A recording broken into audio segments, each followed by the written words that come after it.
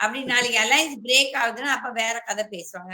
அரசியல் கட்சிகள் 99% யாருமே எல்லாருமே மதில் மேல பூனைங்க மாதிரி. இந்த நேரத்துக்கு தகுந்தபடி பேசுவாங்க. இதெல்லாம் தவறு.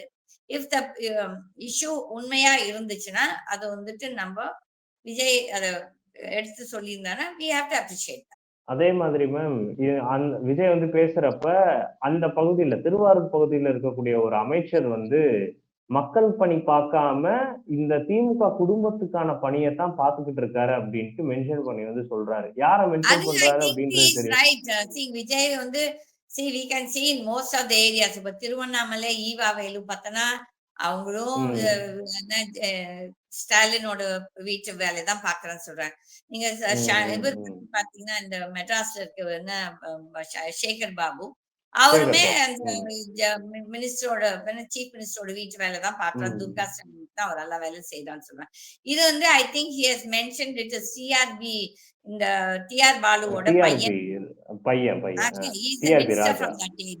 இல்லையா? அதான உண்மை. அப்ப வந்துட்டு இஸ் கரெக்ட். அந்த ஒன் திங் வித் மீ, நான் வந்துட்டு எந்த ஒரு அரசியல் தலைவரும் நியாயமும் நேர்மையா பேசுறாங்கன்னா நான் ஏத்துப்பேன். பட் அதே இது தப்பா பொய்யா பேசுறாங்கன்னா இந்த மக்களுக்காக டிராமா போட்டாங்கன்னா நான் ஏத்துக்க மாட்டேன்.